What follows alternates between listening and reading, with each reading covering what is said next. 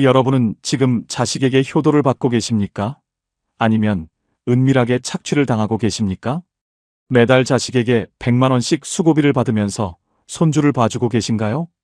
혹시 그 돈이 내 노후를 지켜줄 든든한 수익이라고 믿고 계시진 않습니까? 오늘 제 이야기를 듣고 나면 여러분이 매달 받는 그 100만 원이 사실은 내 노후를 파먹는 독약일 수도 있다는 사실에 등골이 오싹해지실 겁니다. 아빠, 아빠, 대체 뭐 하느라 문을 안 열어? 나 늦었다고 몇 번을 말해? 새벽 7시 반 수원 권선구이. 조용한 아파트 복도에 날카로운 고함이 터져나옵니다.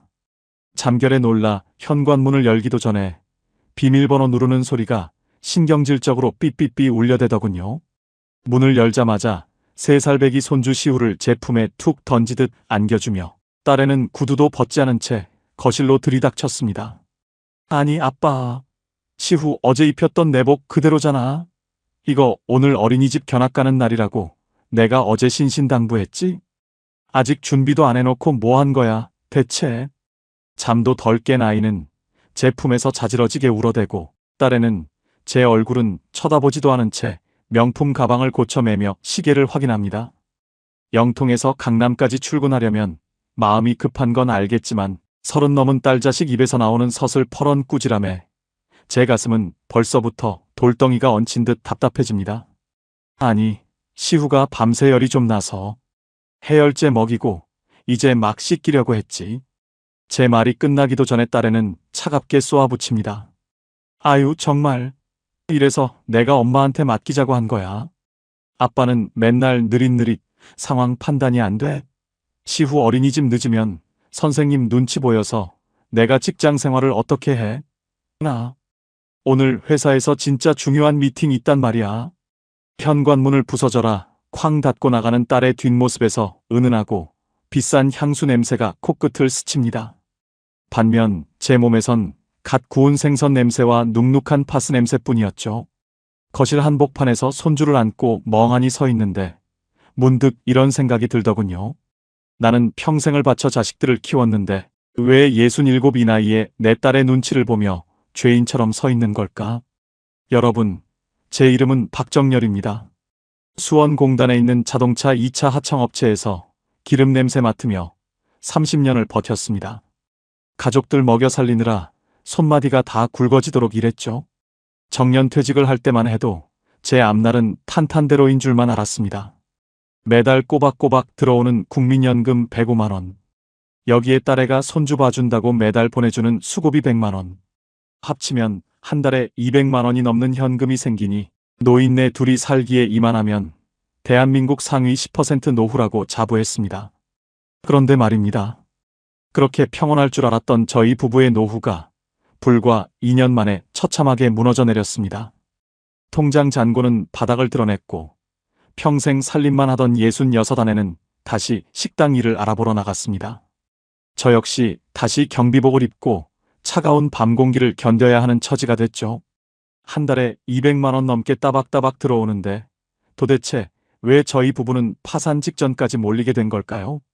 그 많던 퇴직금 2억 원은 다 어디로 사라진 걸까요? 비슷한 처지의 친구들은 자식들이 보내준 베트남 여행 사진을 카톡방에 올리며 자랑하기 바쁜데 저는 왜 손주 똥기저귀를 갈며 딸아이의 화풀이 대상이 되어야만 했을까요? 과연 저는 이 지옥 같은 황혼 육아의 늪에서 탈출해 기적처럼 살아났을까요? 아니면 평생 일군 모든 것을 잃고 길바닥으로 나앉게 되었을까요? 오늘은 효도라는 가면을 쓴 자식들의 경제적 착취가 어떻게 시니어들의 노후를 뿌리째 흔들어 놓는지 제 뼈아픈 경험을 통해 그 잔인한 진실을 말씀드리려고 합니다. 특히 딸이 준다는 그 100만 원. 그게 왜 제 통장을 잠시 스쳐 지나가는 가짜 돈이었는지, 그 돈 때문에 제 보험료조차 내지 못하게 된 기막힌 사연을 전부 공개하겠습니다. 혹시 지금 손주를 봐주며 그래도 내 자식 돕는 일인데라며 위안 삼고 계신 분이 있나요? 아니면 자식이 주는 용돈 몇 푼에 노후를 맡기려 고민 중이신가요? 그렇다면 오늘 제 이야기를 절대로 놓치지 마십시오. 여러분이 지금 걷고 있는 그 길이 어쩌면 낭떠러지로 가는 지름길일지도 모르니까요. 자, 그럼 30년 근속의 자부심마저 앗아간 그 지독했던 노후 파산의 전말을 지금 바로 시작합니다. 제가 30년 넘게 몸담았던 곳은 수원 영통과 맞닿은 어느 자동차 2차 하청업체였습니다. 매일 아침 6시 반이면 기름 냄새 자욱한 공장으로 출근했죠. 여름에는 찜통 더위 속에서 쇠 부딪히는 소리를 견뎠고, 겨울에는 손가락이 얼어붙는 추위 속에서도 나사 하나라도 더 조이려 애썼습니다. 그렇게 30년을 버티니 제 손마디는 굵어질 대로 굵어지고 허리는 굽어 퇴근길마다 파스를 덕지덕지 붙여야 했습니다. 그래도 그때는 행복했습니다. 내 손에 묻은 기름때가 우리 아들, 딸 대학 보내고 시집 장가 보내는 밑거름이라 믿었거든요. 작년 1월 드디어 그 지긋지긋한 공장을 떠나던 날이 생각납니다. 동료들이 챙겨준 꽃다발 하나 들고 공문을 나서는데 시원섭섭하면서도 가슴 한 구석이 뻥 뚫린 기분이 들더라고요. 정렬아, 고생했다. 이제는 좀 쉬어도 된다. 제 자신에게 그렇게 속삭이며 집으로 돌아왔습니다. 문제는 그 다음이었어요.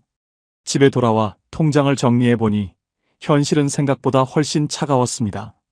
30년 넘게 일하고 받은 퇴직금이 총 2억 원 정도였거든요.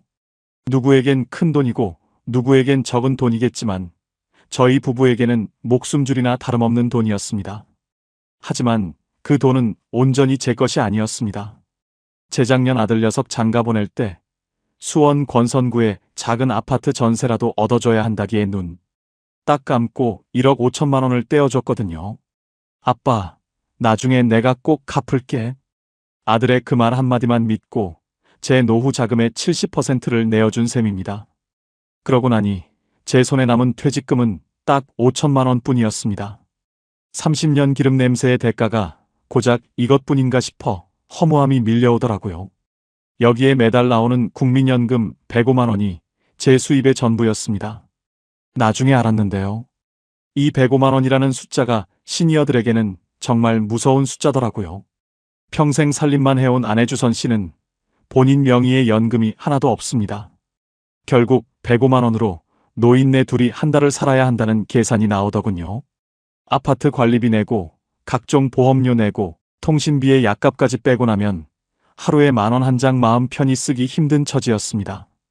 어느 날은 수원역 근처에서 친구 기수를 만났습니다. 그 친구는 아들이 대기업에 다녀서 그런지 기세가 당당하더라고요. 정렬아, 우리 아들이 이번에 일본 온천 여행 보내준단다. 용돈도 넉넉히 넣어줬으니 가서 회나 실컷 먹고 오려고. 기수의 자랑 섞인 목소리를 듣는데 입안이 써지더라고요. 나는 아들 전세금 대주느라 내 노후를 다 털어넣었는데 누구는 아들 덕에 비행기를 타고 온천을 간다니. 축하한다는 말이 목구멍에 걸려 잘 나오질 않았습니다. 생각처럼 쉽지 않았어요. 공장 다닐 때는 몰랐는데 집에만 있으니 돈 나갈 때가 왜 그렇게 많은지 모르겠습니다. 겨울엔 난방비가 무서워 거실에서도 내복을 2겹씩 껴입어야 했고, 여름엔 전기료 폭탄이 무서워 선풍기 한 대에 의지해 밤을 지새웠습니다. 아내 주선 씨는 시장에 갈 때마다 1,000원짜리 한 장에도 손을 떨더라고요. 여보, 우리 그냥 식당이라도 알아볼까? 어느 날 저녁 아내가 조심스럽게 꺼낸 말에 가슴이 무너졌습니다. 30년 넘게 고생시킨 것도 미안한데 이 나이에 남의 집 설거지를 시키다니요. 걱정 마. 내가 어떻게든 해볼게. 경비 일이라도 구하면 되지. 큰 소리는 쳤지만 제 나이 67에 일자리 구하는 게 하늘의 별 따기였습니다. 그런데 말이에요. 그렇게 막막하던 시기에 딸아이가 제안을 하나 해왔습니다. 아빠, 나 강남에 새로 옮긴 직장이 너무 바빠서 시후 볼 사람이 없어. 남한테 맡기면 한 달에 200만 원은 줘야 하는데 차라리 아빠랑 엄마가 봐주면 우리가 100만 원씩 드릴게. 그 말을 듣는 순간 눈앞에 빛이 보이는 것 같았습니다. 내 연금 105만 원에 딸이 주는 100만 원을 합치면 205만 원. 이 정도면 아내 고생 안 시키고 친구들 앞에서 가끔 밥값도 낼 수 있겠다 싶었죠. 귀여운 손주 녀석 재롱도 보고 돈도 벌고 일석이조라고 생각했습니다. 하지만 그때는 몰랐습니다. 그 100만 원이라는 돈이 사실은 저를 천천히 말라 죽게 만드는 독이 든 성배였다는 사실을 말입니다. 돈을 벌기는커녕 제 주머니에 있던 마지막 쌈짓돈까지 전부 털어가게 될 줄은 꿈에도 상상하지 못했습니다. 솔직히 포기하고 싶었습니다. 딸 내 집에 손주 보러 다니기 시작한 지 딱 일주일 만에 온몸이 비명을 지르더라고요. 허리는 끊어질 것 같고 무릎에는 물이 차기 시작했습니다. 하지만 통장에 꽂힐 100만 원을 생각하며 이 악물고 버텼습니다. 아내의 낡은 가방도 하나 바꿔주고 싶었고 기순옷 만날 때 당당하게 커피 한 잔 사고 싶었거든요. 여러분, 노후에 자식이 내미는 손길이 늘 따뜻할 거라 믿으시나요? 부모라는 이름으로 그 손을 덥석 잡는 순간 여러분이 평생 쌓아온 공든 탑이 한순간에 무너질 수도 있다는 걸 아셔야 합니다. 과연 저는 그 100만 원으로 행복한 노후를 보냈을까요? 아니면 그 돈 때문에 자식과 원수가 되어 등 돌리게 되었을까요? 문제는 여기서 끝이 아니었습니다. 진짜 비극은 손주 녀석이 먹는 간식 하나, 입는 옷 한 벌에서 시작되었습니다. 자식들이 주는 돈은 정해져 있는데 할아버지 할머니 마음은 그렇지가 않더라고요. 내 입에 들어가는 건 아껴도 손주 입에 들어가는 건 최고로 좋은 것만 해주고 싶었거든요. 결국 한 달이 지나고 제 통장을 확인했을 때 저는 제 눈을 의심할 수밖에 없었습니다. 오히려 평소보다 돈이 더 많이 나간 거예요. 도대체 어떻게 된 일일까요? 100만 원을 받았는데 왜 제 통장은 마이너스가 된 걸까요? 딸아이가 수원 인계동의 한 조용한 카페로 저희 부부를 불러낸 건 은퇴 후 한 달쯤 지났을 무렵이었습니다. 평소엔 바쁘다며 전화 한 통 하기 힘들던 딸애가 먼저 보자고 하니 덜컥 겁부터 나더라고요. 혹시 또 돈 빌려달라는 소리 아닐까? 하는 생각에 가슴이 두근거렸습니다. 이미 아들 녀석 전세금 대주느라 제 노후 자금은 바닥을 보이고 있었으니까요. 하지만 딸아이가 꺼낸 말은 제 예상과 완전히 달랐습니다. 아빠, 엄마, 나 이번에 팀장 승진하면서 업무가 너무 많아졌어. 시후를 어린이집에만 맡기기엔 마음이 너무 안 놓여서 그래. 남한테 맡기면 한 달에 200만 원은 줘야 한다는데 차라리 그 돈 아빠랑 엄마한테 드리는 게 낫지 않겠어? 딸애는 제 손을 꼭 잡으며 말을 이어갔습니다. 우리가 매달 100만 원씩 꼬박꼬박 드릴게. 아빠 연금 105만 원 나오잖아. 거기에 100만 원 더하면 205만 원이야. 그 정도면 두 분 생활하시는데 부족함 없잖아. 안 그래? 그 말을 듣는 순간 제 머릿속은 복잡하게 돌아가기 시작했습니다. 한 달 105만 원으로 살 때는 마트 가는 것도 겁이 났는데 205만 원이라니요. 갑자기 눈앞이 환해지는 기분이 들었습니다. 아내 주선 씨의 얼굴을 보니 아내도 내심 반기는 눈치더라고요. 에휴, 우리 딸 고생하는데 우리가 도와야지. 돈이 문제가 아니라 시후가 남의 손에 크는 게 나도 늘 걸렸어. 아내의 말에 딸애는 기다렸다는 듯 웃으며 신용카드 한 장을 내밀었습니다. 이건 시후 물건 살 때 쓰라고 주는 카드야. 용돈 100만 원은 아빠 통장으로 따로 입금해 줄게. 그때까지만 해도 괜찮았습니다.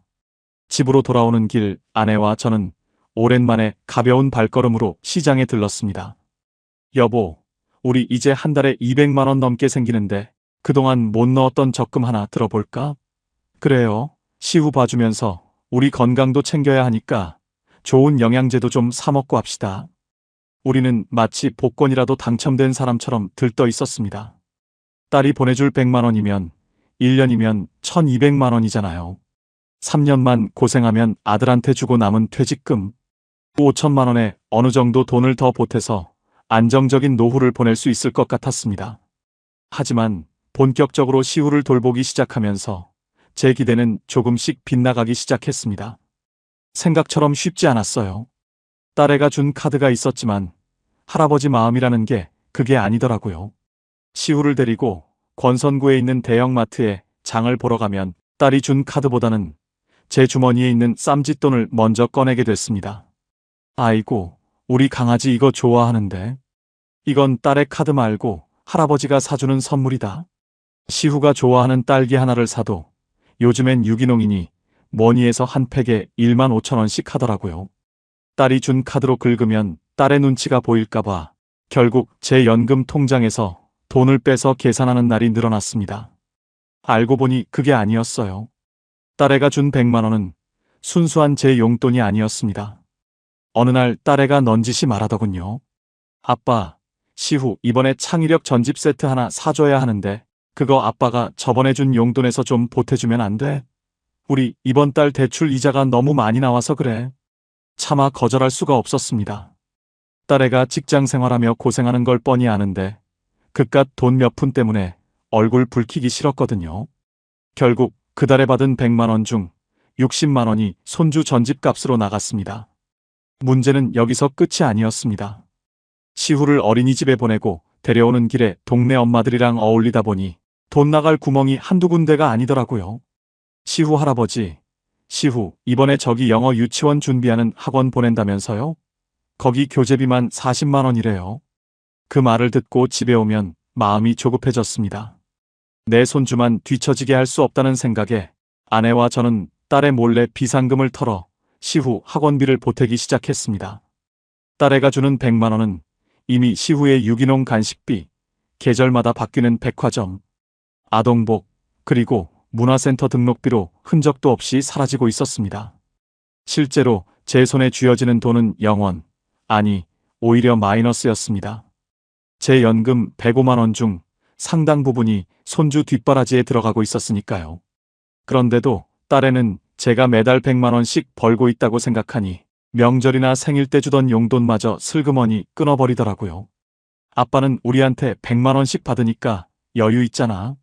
이번 생일엔 선물 대신 시후랑 맛있는 거 사 먹어. 이 말을 듣는데 가슴 한구석이 서늘해졌습니다. 자식에게는 든든한 지원군 노릇을 하고 있다고 생각했는데 어느덧 저는 딸아이에게 돈 받는 유급 도우미 정도로 인식되고 있었던 겁니다. 여기서 끝이 아니었어요. 몸이 축나는 건 더 큰 문제였습니다. 67의 몸으로 활동량 넘치는 3살 배기를 하루 10시간씩 보는 건 수원공단에서 야간 근무 서는 것보다 훨씬 힘들었습니다. 밤마다 아내와 저는 서로의 어깨에 파스를 붙여주며 끙끙 앓았습니다. 여보, 우리 이러다가 병원비가 더 나오는 거 아니에요? 아내의 걱정 섞인 농담에 저는 억지로 웃어 보였지만 속으로는 이미 알고 있었습니다. 이 생활이 계속된다면 제 노후는 희망이 아니라 절망의 구렁텅이로 빠져들고 있다는 사실을 말입니다. 친구들은 저보고 부럽다고 합니다. 정렬이 너는 손주 보면서 돈도 벌고 얼마나 좋아? 우리는 자식들 얼굴 보기도 힘든데 말이야. 그럴 때마다 저는 속이 타들어가는 것 같았습니다. 남들 보기엔 행복한 황혼 육아였지만 실상은 제 노후 자금을 자식의 육아비로 야금야금 상납하고 있는 기막힌 현실이었으니까요. 여러분, 한 달 100만 원이라는 숫자에 속지 마십시오. 그 돈이 여러분의 통장에 꽂히는 순간 자식들은 여러분의 희생을 당연하게 여기기 시작할 겁니다. 그리고 그 돈보다 훨씬 더 큰 대가를 여러분의 건강과 노후 자금으로 지불하게 될지도 모릅니다. 제가 그 사실을 뼈저리게 깨달았을 때는 이미 돌이킬 수 없는 상황이 닥친 후였습니다. 은퇴하고 집에서 쉴 때는 몰랐습니다. 3살짜리 아이 하나를 보는 게 수원공단에서 12시간 맞교대로 기계를 돌리는 것보다 훨씬 더 큰 노동이라는 사실을 말입니다. 매일 아침 7시 반이면 어김없이 나타나는 딸아이와 손주 시우를 맞이하기 위해 저희 부부는 새벽 6시부터 일어나 전쟁 같은 준비를 시작했습니다. 여보, 오늘도 파스 좀 미리 붙여줘요. 어제 시후 안고 화성행궁 산책로를 너무 걸었나 봐. 아내 주선 씨의 말에 제 가슴이 찡했습니다. 66아내는 아침마다 무릎에 물이 차서 퉁퉁 부어오른 다리를 이끌고 거실 바닥을 닦았습니다. 행여나 시후가 기어다니다가 먼지라도 먹을까봐 하루에도 서너 번씩 걸레질을 했죠. 문제는 그 다음이었어요. 시후가 오고 나면 제 일상은 사라졌습니다. 예전 같으면 친구들과 팔달문 근처 노인복지관에서 바둑도 두고 등산도 다녔을 텐데 말이죠. 이제 제 손엔 바둑알 대신 젖병과 기저귀가 들려 있었습니다. 시후가 칭얼대면 업고 달래야 하고 밥 안 먹겠다고 투정 부리면 비행기 소리를 내며 한 숟가락이라도 더 먹이려 온 집안을 뛰어다녀야 했습니다. 어느 날은 등산 동호회 친구들에게 전화가 왔더라고요. 정렬아, 이번에 우리 관악산 가기로 했는데 너도 같이 가야지. 뒤풀이로 맛있는 백숙도 예약해놨어. 친구의 밝은 목소리에 선뜻 대답을 못했습니다. 제 등 뒤에는 이미 시후가 매달려 있었고 거실 바닥은 장난감으로 가득했으니까요. 미안하다. 내가 요즘 좀 바빠서 다음에 갈게. 전화를 끊고 나니 창밖에 파란 하늘이 그렇게 야속할 수가 없더라고요. 알고 보니 그게 아니었어요. 몸만 힘든 게 아니었습니다. 돈은 더 무섭게 빠져나갔습니다. 딸애가 준 100만 원은 마치 모래알처럼 제 손가락 사이로 빠져나갔습니다. 시후 어린이집 하원시키고 나면 동네 아이들이 다 가는 키즈카페에 안 갈 수가 없더라고요. 한 번 가면 입장료에 음식값까지 4, 5만 원은 우습게 깨졌습니다. 딸애가 준 카드를 꺼내려다가도 혹시 나중에 딸애가 아빠, 돈을 왜 이렇게 많이 썼어? 라고 물을까봐 겁이 났습니다. 결국 제 지갑에서 꼬깃꼬깃한 10,000원짜리를 꺼내 계산하는 날이 태반이었죠. 생각처럼 쉽지 않았어요. 여기에 예기치 못한 지출이 계속 터져나왔습니다. 시후가 갑자기 열이라도 나면 수원역 근처 소아과로 달려가야 했고, 좋다는 영양제며 간식이며 사다 보면 100만 원은커녕 제 국민연금 105만 원까지 손을 대야 했습니다. 한 달이 지나고 통장을 보니 분명 딸한테 100만 원을 받았는데 잔고는 오히려 은퇴 직후보다 줄어들어 있더군요. 여보, 우리 이번 달 보험료 낼 돈이 부족한 것 같아요. 아무래도 딸한테 말을 좀 해야 하지 않을까요? 아내의 걱정 섞인 물음에 저는 버럭 화를 냈습니다. 자식이 힘들다는데 부모가 돼서 어떻게 돈 얘기를 해? 우리가 좀 더 아껴 쓰면 되지. 사실은 저도 무서웠던 겁니다. 돈 얘기를 꺼내는 순간 제가 유능한 아버지가 아니라 짐이 되는 늙은이로 보일까봐 말이죠. 은퇴한 시니어들에게 가장 무서운 게 뭔지 아십니까? 바로 상대적 박탈감이라는 놈입니다. 남들은 자식 덕에 호강한다는데 나는 왜 이 나이에 자식 눈치를 보며 살고 있나 하는 자괴감 말입니다. 어느 날 수원역 근처 오래된 단골 횟집에서 고등학교 동창 모임이 있었습니다. 다들 은퇴하고 오랜만에 모인 자리라 화제가 자연스럽게 자식 자랑으로 흘러갔죠. 우리 아들은 이번에 승진했다고 보너스 받았다고 나한테 500만 원을 보내주더라고. 그걸로 마누라랑 제주도 한 달 살기 다녀오려고. 친구 기수의 자랑에 다들 박수를 치며 부러워했습니다. 기수는 신이 나서 스마트폰을 꺼내 아들이 예약해줬다는 고급 숙소 사진을 보여주더군요. 그때 누군가 저에게 넌지시 묻더라고요. 정렬이 너는 요즘 어떻게 지내? 딸애가 손주 봐준다고. 매달 돈 꽤 준다며? 너야말로 요즘 같은 세상의 진정한 승리자지. 그 말을 듣는데 얼굴이 화끈거렸습니다. 승리자라니요. 제 속은 시커멓게 타들어가고 있는데 말입니다. 그때는 몰랐습니다. 친구들 앞에서는 차마 제 치부를 드러낼 수 없었습니다. 우리 딸이 매달 100만 원씩 꼬박꼬박 보내주지. 손주 재롱 보는 재미에 시간 가는 줄 몰라. 거짓말을 내뱉으며 들이켠 소주가 유독 쓰게 느껴졌습니다. 실상은 손주 유치원 준비물 사주고 학원비 보태느라 제 퇴직금 통장을 야금야금 헐어쓰고 있었으면서 말이죠. 기수가 이번에 우리 아들이 낸 보험금이 꽤 세서 내가 다 걱정이다라며 으스댈 때 저는 제 통장에 보험료가 자동이체되지 않아 독촉 문자가 온 걸 확인하고 있었습니다. 집으로 돌아오는 길 팔달구의 차가운 밤 공기가 가슴을 찔렀습니다. 동네 마트에 들러 시후가 좋아하는 샤인머스켓 한 상자를 샀습니다. 3만 원이나 하더군요. 제 안주거리로 사고 싶던 10,000원짜리 족발은 차마 들지 못하고 내려놨습니다. 이게 무슨 노후인가 싶어 눈물이 핑 돌았습니다. 생각처럼 쉽지 않았어요. 딸이 주는 100만 원은 제 손에 들어오기가 무섭게 손주 용품비로 빠져나갔습니다. 기저귀 한 팩에 3만 원, 분유 한 통에 4만 원. 여기에 딸애가 아빠, 시후 이번에 창의력 교구 사줘야 하는데 아빠가 좀 보태줘라고 하면 제 연금 105만 원에서까지 돈을 떼어줘야 했습니다. 결국 한 달이 지나고 보면 제 통장 잔고는 늘 마이너스였습니다. 남들이 보기엔 연금 105만 원에 수고비 100만 원까지 받는 부자 할아버지였지만 실상은 자식의 육아 비용을 대신 감당하는 무급 도움이나 다름없었죠. 문제는 여기서 끝이 아니었습니다. 가장 뼈아픈 건 아내 주선 씨의 건강이었습니다. 3살배기 손주 녀석을 업고 안고 하느라 아내의 무릎 연골은 이미 한계를 넘어서고 있었습니다. 밤마다 앓는 소리를 내며 잠 못 드는 아내를 볼 때마다 제 가슴은 찢어지는 것 같았습니다. 여보, 나 아무래도 내일 장안구에 있는 큰 병원 좀 가봐야겠어요. 무릎이 너무 부어서 발을 못 딛겠어. 아내의 말에 제 손이 떨렸습니다. 병원비가 얼마가 나올지, 혹시 수술이라도 해야 한다면 그 비용은 어디서 충당할지 걱정부터 앞섰거든요. 나중에 알았는데요.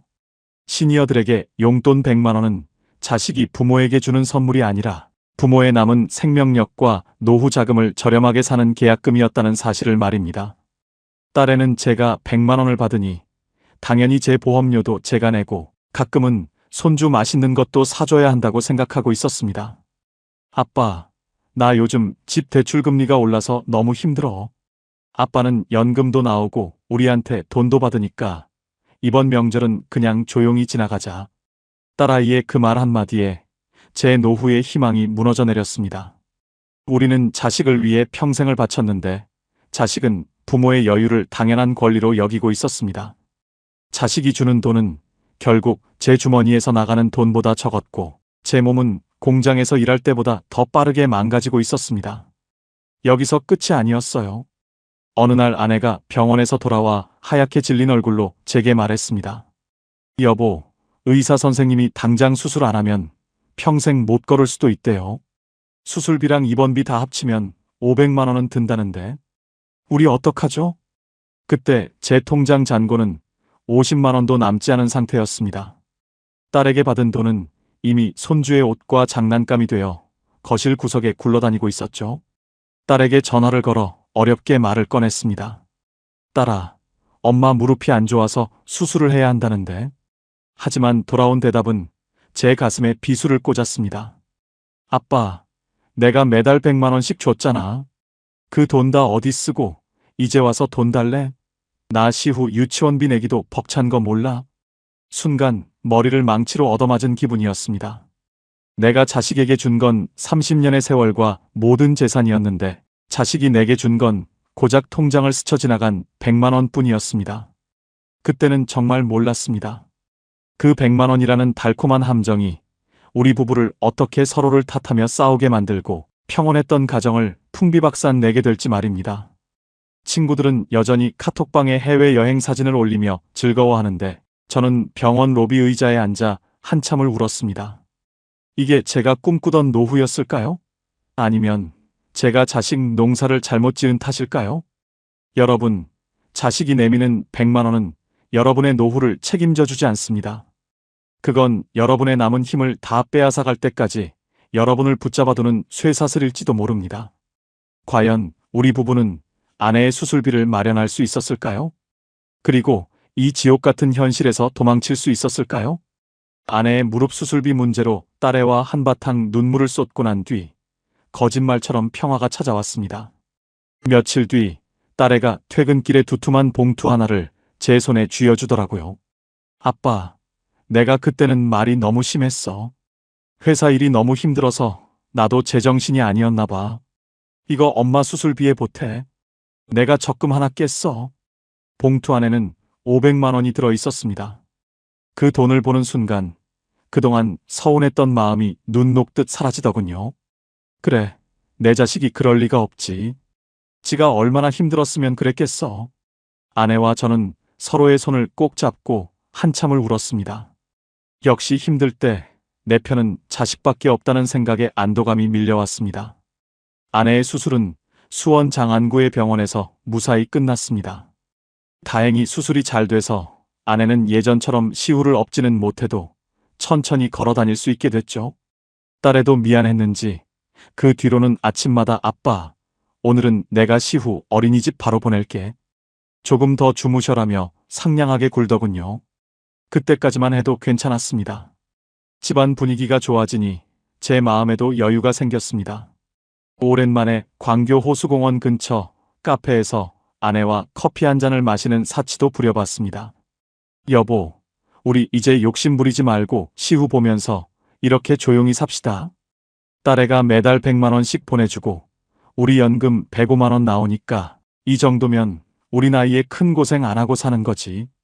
아내도 밝게 웃으며 고개를 끄덕였습니다. 딸애가 주는 수고비 100만 원이 다시 제 통장에 꽂히기 시작했고, 가끔은 사위가 퇴근길에 치킨이나 족발을 사들고 와서 술 한잔 기울이기도 했습니다. 장인어른, 시후 봐주셔서 늘 든든합니다. 저희가 나중에 효도 제대로 할게요. 사위의 싹싹한 말 한마디에 제 어깨가 으쓱해지더라고요. 생각처럼 쉽지 않았어요. 사실 가슴 한구석에는 불안함이 조금 남아 있었습니다. 아내 수술비로 받은 500만 원이 알고 보니 딸의 주택담보대출을 더 받아서 마련한 돈이라는 걸 알게 됐거든요. 하지만 딸애는 걱정 말라며 저를 안심시켰습니다. 아빠, 나 이번에 연봉도 올랐고 성과급도 많이 나와. 엄마 아픈데 그 돈 아껴서 뭐해? 걱정 말고 시우만 잘 봐줘.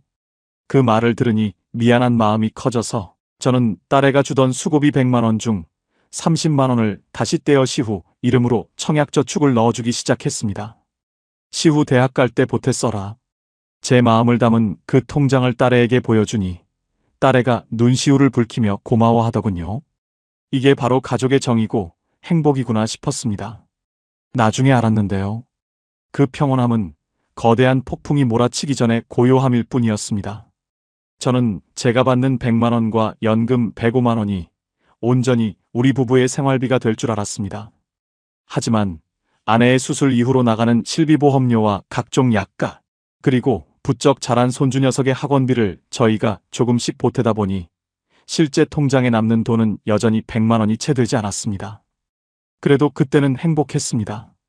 매일 아침 손주 녀석의 재롱을 보며 하루를 시작하고 저녁이면 딸 내외와 웃으며 밥을 먹는 일상.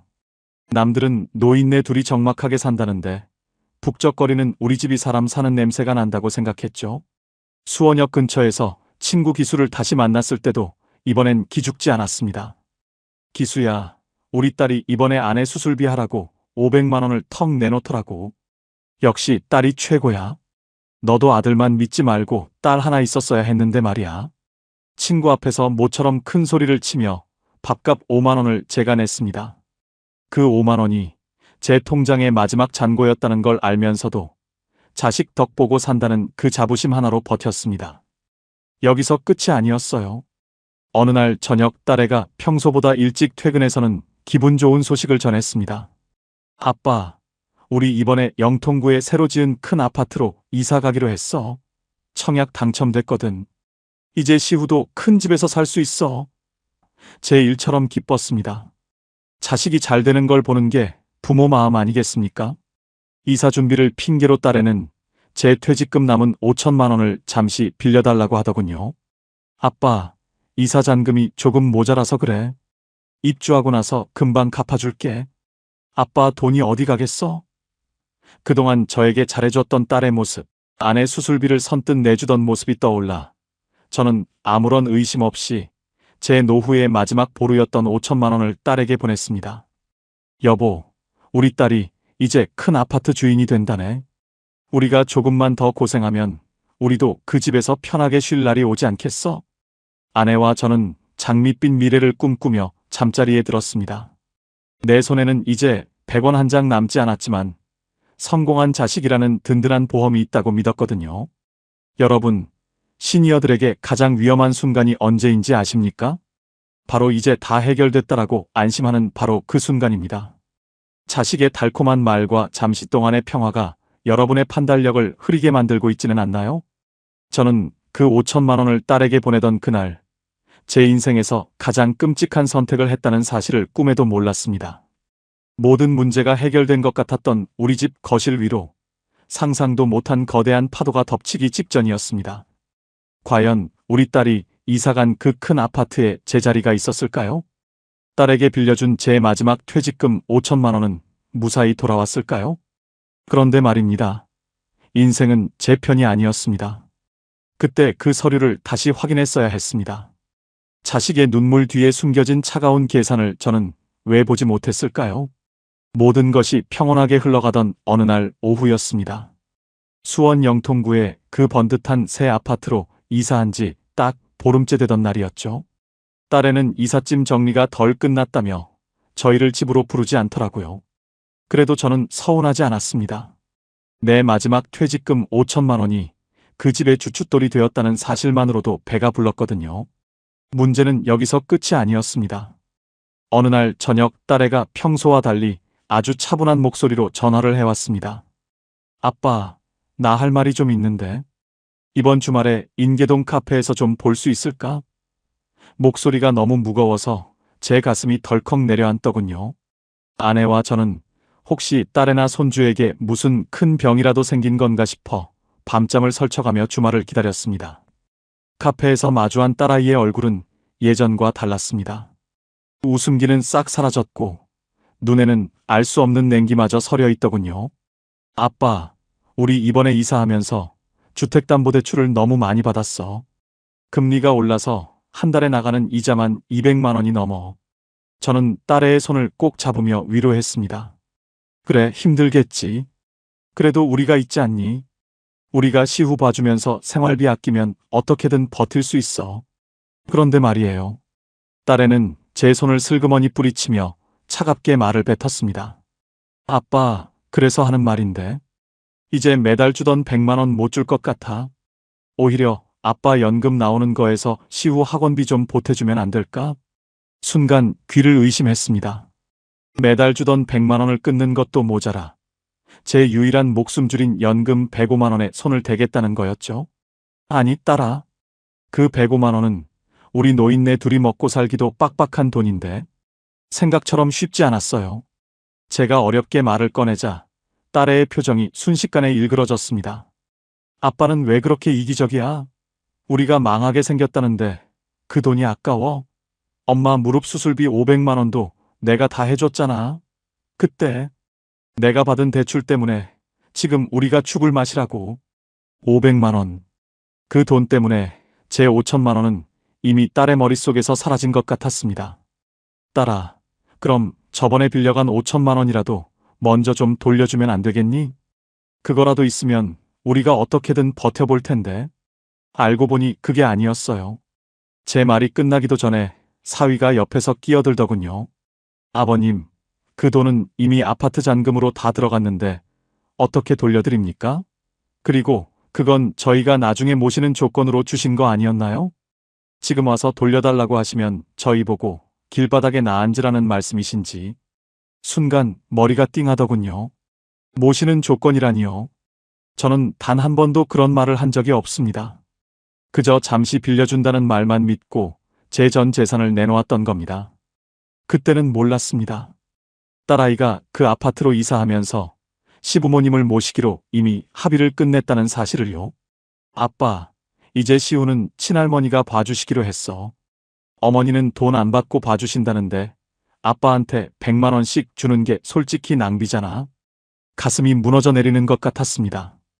돈 안 받는 시어머니가 나타나니 5천만 원이나 뜯어간 친정아버지는 이제 거추장스러운 짐짝이 되어버린 겁니다.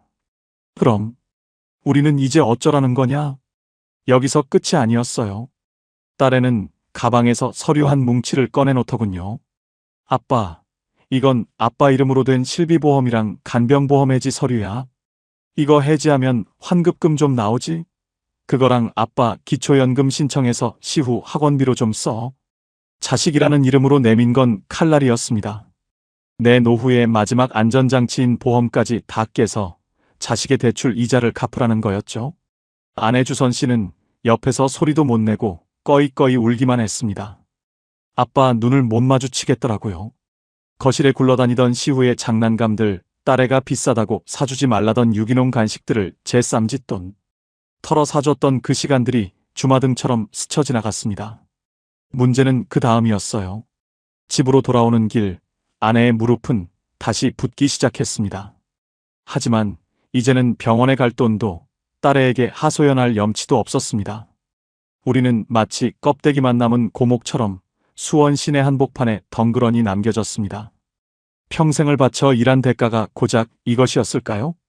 자식을 믿고 내어준 제 진심이 이렇게 처참하게 짓밟힐 줄은 정말 꿈에도 몰랐습니다. 여러분, 자식이 내민 손길이 늘 따뜻할 거라 착각하지 마십시오. 그 손에 여러분의 전 재산을 쥐어주는 순간 여러분은 자식의 부모가 아니라 자식의 가장 만만한 고객이 됩니다. 아니, 그보다 못한 채무자가 될 수도 있습니다. 과연 저희 부부는 이 비참한 배신 앞에서 어떤 선택을 했을까요? 하나뿐인 딸과 원수가 되어 등을 돌렸을까요? 아니면 끝까지 자식의 짐을 짊어지고 바닥까지 추락했을까요? 진짜 처절한 사투는 이제부터 시작이었습니다. 인계동 카페에서 딸아이와 사위의 차가운 목소리를 뒤로하고 집으로 돌아오는 길, 수원 벌판의 바람이 왜 그렇게 시리던지요. 집에 도착하자마자 아내 주선 씨는 거실 바닥에 주저앉아 통곡을 하기 시작했습니다. 여보, 우리가 뭘 잘못했길래? 우리 전 재산을 가져가 놓고 어떻게 우리한테 그럴 수가 있어요? 아내의 울음소리가 거실 벽에 부딪혀 제 가슴을 후벼 팠습니다. 저는 아무 말도 할 수 없었습니다.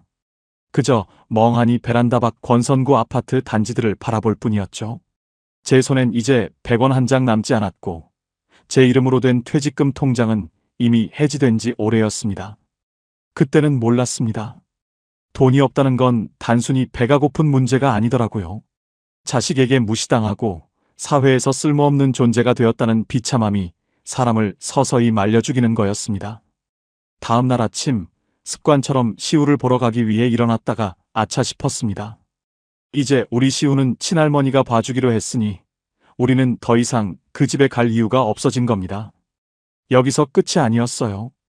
가장 먼저 닥친 현실은 당장의 생활비였습니다. 딸애가 주던 100만 원이 끊기니 제 국민연금 105만 원으로는 아파트 관리비와 기본 공과금 내기에도 벅찼습니다. 여기에 아내의 무릎 수술 후 관리비와 약값까지 합치니 숨이 턱턱 막히더군요. 여보, 우리 이번 달 실비보험료가 미납됐다고 문자 왔어요. 이거 어떡하죠? 아내의 떨리는 목소리에 저는 결국 소리를 지르고 말았습니다. 나보고 어떡하라고? 내가 그 돈 다 딸년 준 거 몰라? 나도 죽고 싶은 심정이라고. 평생 큰 소리 한 번 안 치고 살던 우리 부부였는데 돈이 바닥나니 서로를 향해 독서를 내뱉게 되더군요. 아내를 향한 미안함이 분노로 바뀌어 터져나온 겁니다. 그날 밤 거실에서 혼자 소주를 마시며 생각했습니다. 내가 30년 넘게 수원공단에서 기름 냄새 맡으며 일한 결과가 고작 이건가? 생각처럼 쉽지 않았어요. 다시 일자리를 알아보기 위해 인력사무소를 기웃거려 봤습니다. 하지만 67의 노인을 선뜻 받아주는 곳은 없더라고요. 어르신, 요즘은 60대 초반들도 줄을 섰어요. 힘든 일은 못하실 텐데 그냥 들어가세요. 그 말을 듣고 나오는데 수원역 광장의 수많은 사람 속에서 제가 먼지보다 작은 존재처럼 느껴졌습니다. 혹시 지금 이 영상을 보시는 시니어분들 중에 설마 내 자식이 그러겠어? 라고 생각하시는 분 계십니까? 저도 그랬습니다. 우리 딸은 다를 줄 알았고 내가 이만큼 해주면 자식도 알아줄 거라 믿었습니다. 하지만 돈 앞에서는 자식도 부모도 없다는 걸 저는 너무 늦게 깨달았습니다. 막상 해보니까요. 딸아이에게 다시 전화를 걸어 사정이라도 해볼까 싶었지만 사위의 그 차가운 눈빛이 떠올라 번번이 포기했습니다. 아버님, 그 돈은 이미 아파트 잔금으로 들어갔습니다. 그 목소리가 환청처럼 들려 밤마다 가슴을 쳤습니다. 딸애는 이제 제 전화를 받지도 않더군요. 가끔 시후 보고 싶어서 영상통화를 걸어도 연결할 수 없다는 메시지만 돌아왔습니다. 알고 보니 그게 아니었어요. 우리가 자식에게 준 건 사랑이었지만 자식이 우리에게 원한 건 오로지 자원뿐이었습니다. 손주를 봐주는 노동력, 그리고 우리가 평생 모은 노후 자금. 그게 바닥나니 자식에게 우리는 더 이상 이용 가치가 없는 낡은 기계와 다를 바 없었던 겁니다. 병원까지 40분이라는 생각에 그게 더 무섭더라고요. 어느 날 밤 아내가 무릎 통증으로 끙끙 앓으며 내뱉은 말입니다. 돈이 없으니 택시비 아까워 버스를 타야 하는데 그 무릎으로 정류장까지 걷는 게 지옥 같다는 겁니다. 아내의 퉁퉁 부은 다리를 주물러주며 저는 결심했습니다. 이렇게 앉아서 죽을 순 없다. 어떻게든 다시 일어서야 한다. 문제는 여기서 끝이 아니었습니다. 우리가 받은 배신보다 더 큰 문제는 앞으로 남은 30년의 세월이었습니다. 자식에게 다 퍼주고 남은 건 빚없는 낡은 아파트 한 채뿐. 이걸 팔아서 생활비를 써야 하나 아니면 주택연금이라도 신청해야 하나 고민이 깊어졌습니다. 하지만 아파트 명의를 딸애와 공동으로 해놓았던 게 발목을 잡았습니다. 아빠, 그 집 나중에 시후 줄 건데 왜 아빠 마음대로 팔려고 그래? 딸아이의 그 염치 없는 목소리가 다시금 제 심장을 찔렀습니다. 여러분, 노후에 자식과 재산을 섞는 건 내 목에 스스로 밧줄을 거는 것과 같습니다.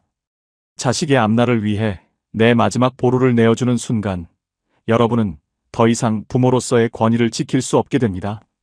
과연 저는 딸아이와 공동 명의로 묶인 이 집을 지켜낼 수 있었을까요? 그리고 다시 경비복을 입고 차가운 밤거리로 나선 제 인생은 어떻게 되었을까요? 딸아이와 공동 명의로 묶인 이 아파트가 제 노후를 지켜줄 마지막 보루라고 믿었던 게 얼마나 큰 착각이었는지 깨닫는 데는 그리 오랜 시간이 걸리지 않았습니다. 텅 빈 통장을 보며 밤잠을 설치던 저는 결국 결단을 내려야 했습니다. 아내의 약값이라도 벌려면, 그리고 당장 미납된 실비보험료라도 내려면 제 자존심 따위는 쓰레기통에 던져버려야 했거든요. 새벽 4시 반 수원역으로 향하는 첫 차에 몸을 실었습니다. 67이라는 나이에 다시 경비복을 입고 아파트 단지를 순찰하는 일은 30년 공단 생활보다 훨씬 더 제 마음을 깎아내렸습니다. 남들은 은퇴하고 손주 재롱 보며 살 나이에 저는 남의 집 쓰레기 분리수거를 돕고 주차 딱지를 붙여야 했으니까요. 문제는 여기서 끝이 아니었습니다. 가장 견디기 힘들었던 건 아내 주선 씨의 변화였습니다. 평생 살림만 하던 곱디고 온 아내가 인계동의 한 대형 식당에서 불판을 닦기 시작했거든요. 저녁 늦게 돌아와 퉁퉁 부은 무릎에 파스를 붙이며 꾸벅꾸벅 조는 아내의 뒷모습을 볼 때마다 제 가슴은 시커먼 숫덩이가 되어갔습니다. 여보, 미안해. 내가 못나서 당신을 이 고생시키네. 제 사과에 아내는 힘없이 웃으며 말했습니다. 아니에요. 우리 딸네 집 금리가 올랐다는데 우리가 조금이라도 보태야지 어쩌겠어요. 알고 보니 그게 아니었어요. 아내는 여전히 딸 걱정뿐이었지만 저는 이제야 비로소 깨달았습니다. 자식은 부모의 고통을 거름삼아 꽃을 피우는 존재라는 사실을 말입니다.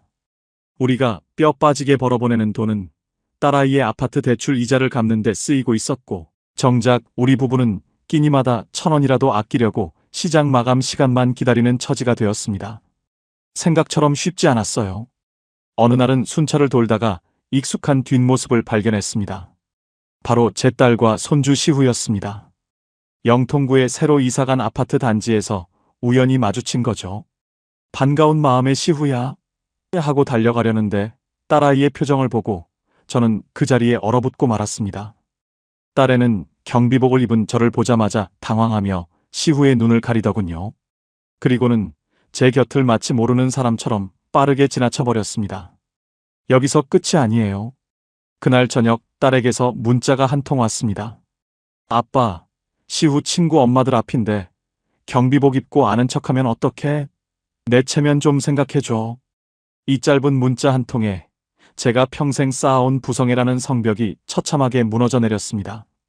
내가 누구를 위해 이 수모를 견디며 밤을 새우고 있는데 딸애는 제 직업이 부끄럽다며 저를 외면한 겁니다. 순간 마음이 철렁했어요. 아, 나는 이제 아버지가 아니라 그냥 돈 나오는 기계였구나. 그날 밤 저는 처음으로 딸아이에게 빌려준 5천만 원을 포기하기로 했습니다.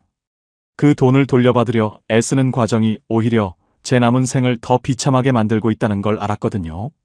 차라리 그 돈을 딸에게 준 사망보험금이라 생각하고 제 마음속에서 딸을 지우기로 결심했습니다. 혹시 지금 이런 분 계세요? 자식에게 내 전 재산을 다 내주고 자식이 나를 모셔줄 날만 기다리고 계신 분 말입니다. 여러분이 지금 쥐고 있는 그 돈 절대로 놓지 마세요. 자식에게 가는 순간 그건 내 돈이 아니라 남의 돈이 됩니다. 이것만으론 부족했습니다. 저는 아내를 설득해 지금 사는 아파트를 담보로 주택연금을 신청하기로 했습니다.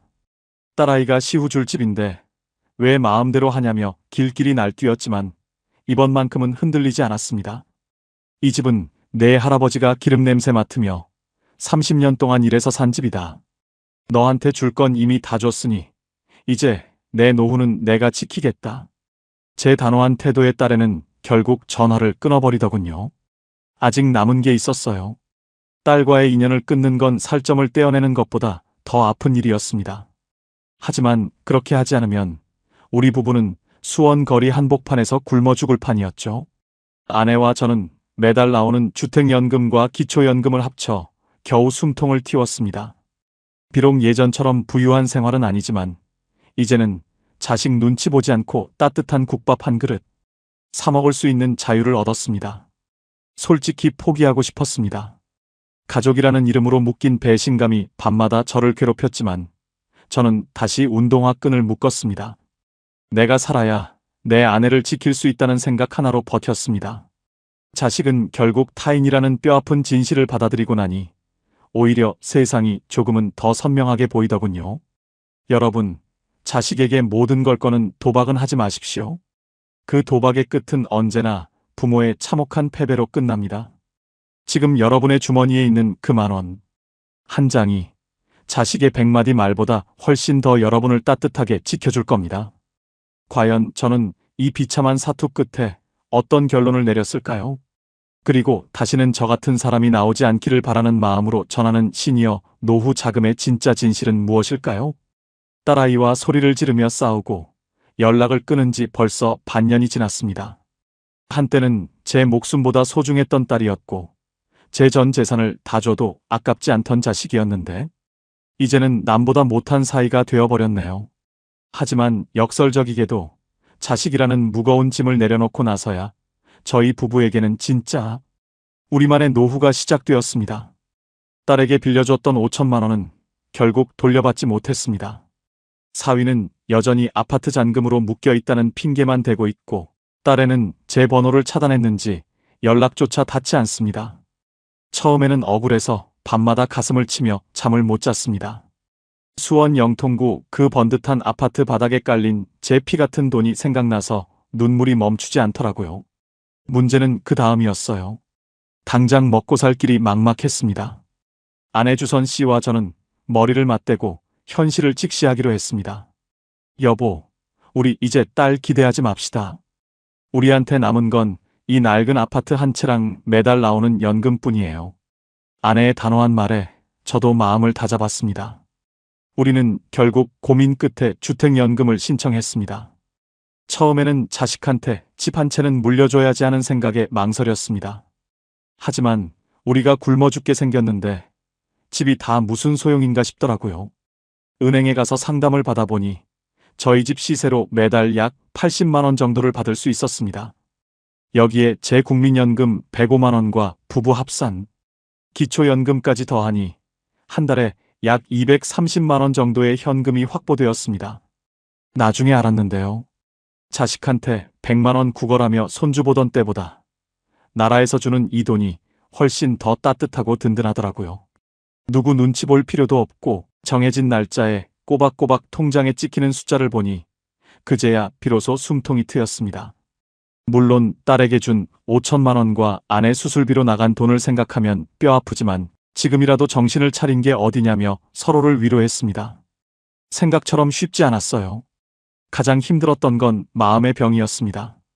가끔 수원 화성행궁 산책로를 걷다 보면 유모차를 끌고 가는 할아버지들을 봅니다. 그분들이 웃고 있어도 저는 압니다.